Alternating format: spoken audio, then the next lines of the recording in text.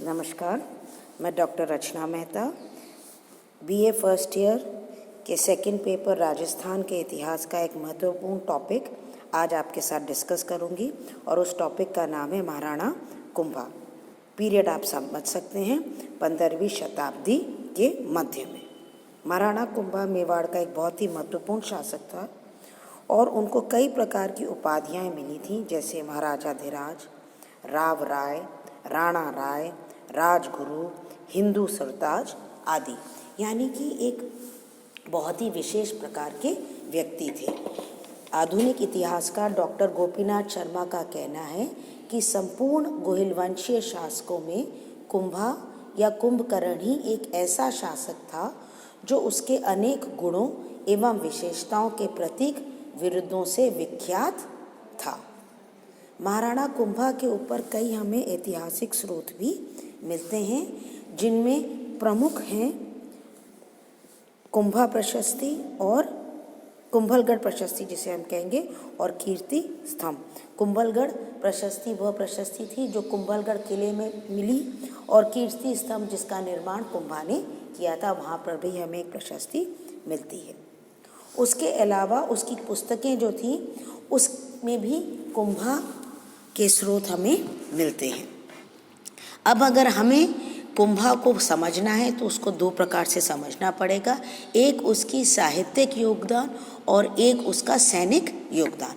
पहला हम पढ़ेंगे उसका सैनिक योगदान। कुंभा ने करीब 30 वर्षों तक गुजरात और मालवा के साथ संघर्ष किए। गुजरात उसके दक्षिण में था और मालवा उसके पूर्व में था, दोनों ही पड़ोसी राज्य थे। गुजरात में उसको 5 शासकों के साथ संघर्ष करना पड़ा, जिसमें सबसे महत्वपूर्ण था अहमद शाह, और मालवा में उसे महमूद खिलजी के साथ कई युद्ध लड़ने पड़े। इन संघर्षों के पीछे जो प्रमुख कारण था वो था सबकी विस्तारवादी नीति और उनके आंतरिक संघर्ष। स्पेशली मालवा में जो युद्ध हुआ उसके पीछे नागौर में जो आंतरिक लड़ाई थी राजा गद्दी के लिए, उसके ऊपर था। अब मालवा और गुजरात ने दोनों ने मिलकर भी कुंभा को पराजित करने का प्रयत्न किया। इसके लिए उन्होंने एक चंपानेर की संधि भी बनाई, जिसमें ये कहा गया कि अगर मेवाड़ पराजित हो जाता है तो उसका जो राज्य है उसको अजमेर, मेवाड़ और मालवा के आसपास का क्षेत्र मालवा के पास चला जाएगा, और गुजरात का सुल्तान जब भी आवश्यकता पड़े मेवाड़ पर आक्रमण करेगा। ये एक पक्षीय समझौता लगता है और ऐसा नहीं समझ में आ रहा कि ये हुआ कि न हुआ, इसके बारे में कुछ कह नहीं सकते, मगर चंपानेर की संधि नॉर्मली हमको किताबों में मिलती है। चंपानेर की संधि पर प्रश्न हो सकता है, मगर ये बिल्कुल सही है कि कीर्ति स्तंभ प्रशस्ति और रसिक प्रिया के अनुसार दोनों सुल्तानों की सेनाओं को परास्त होकर भागना पड़ा था। अगर हम कुंभा की जो सैनिक नीति है उसको समझने का प्रयत्न करें तो एक चीज़ बिल्कुल क्लियर है कि कुंभा ने एक रक्षात्मक नीति अपनाई। दो पड़ोसी जो राज्य हैं, जो बहुत ही शक्तिशाली राज्य हैं, अगर उनका आक्रमण होता है तो कुंभा अपने आप को बचाने का प्रयत्न करते हैं। वो आक्रमण नहीं करते हैं, वो सुरक्षा लेते हैं। तो वही चीज़ हरविलास शारदा, जो एक समकालीन इतिहासकार थे, उन्होंने लिखा है कि कुंभा अनावश्यक रूप से रक्त रंजित युद्ध लड़ने के पक्ष में नहीं थे। उसने केवल वे ही युद्ध लड़े जो मेवाड़ की सुरक्षा के लिए आवश्यक थे। ये बहुत चीज़ इम्पॉर्टेंट है कि उसने सुरक्षात्मक युद्ध लड़े, ना कि आक्रामक युद्ध।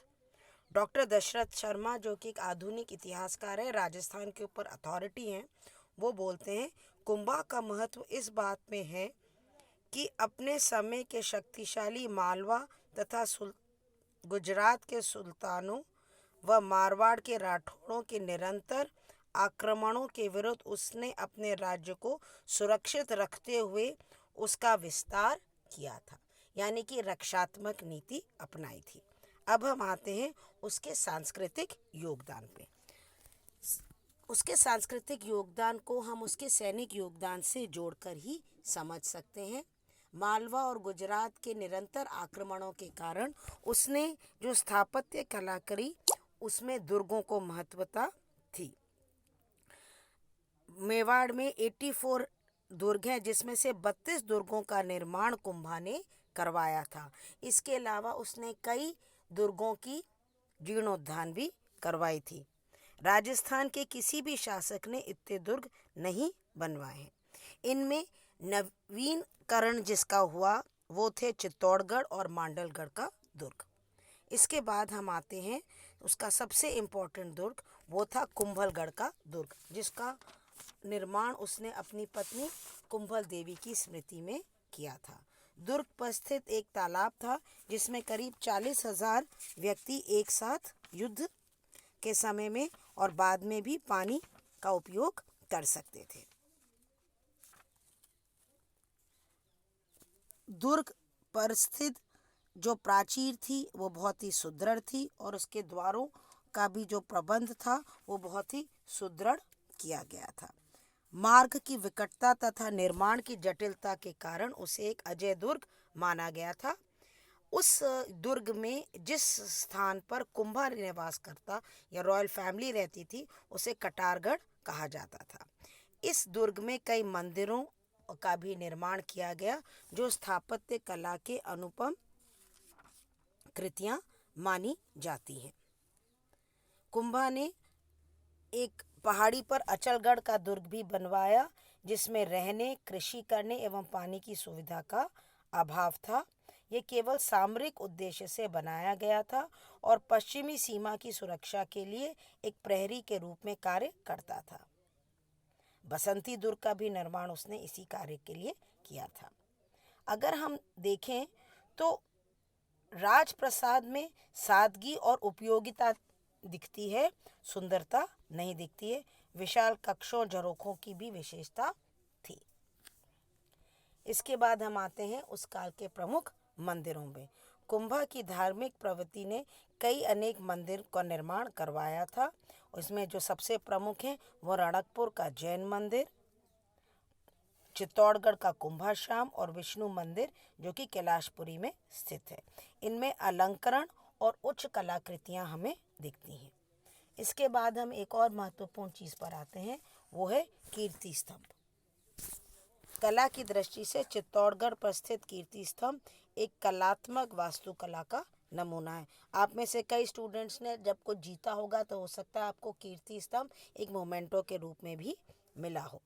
यह स्तंभ 120 फुट ऊंचा और 30 फीट चौड़ा है।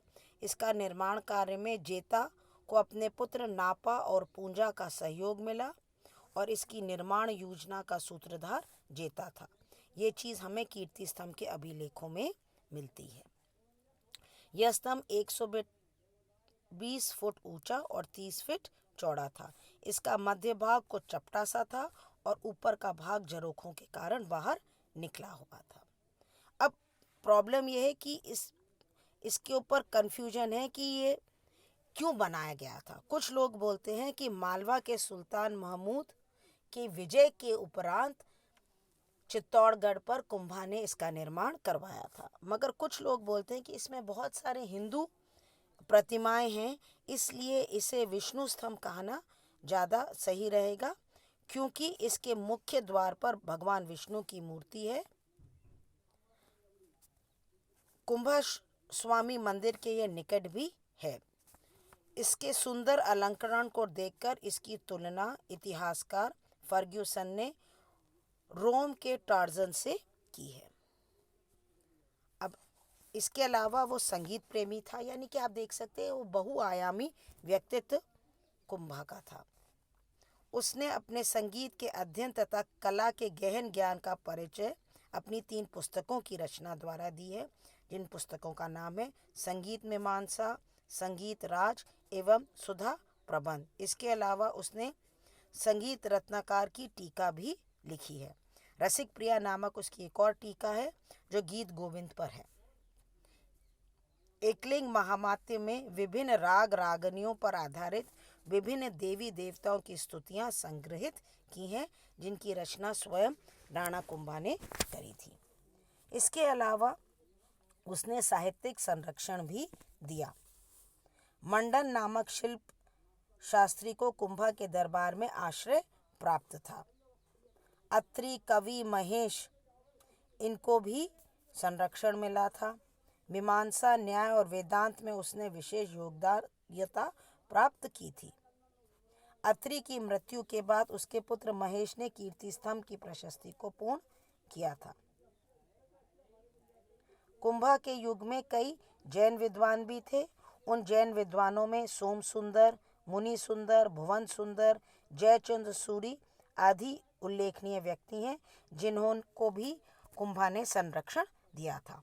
इस प्रकार हम समझ सकते हैं कि महाराणा कुंभा ने न केवल युद्ध लड़े, मगर वो आश्रय दिया और खुद भी एक बहुत ही सांस्कृतिक व्यक्तित्व रखने वाले व्यक्ति थे।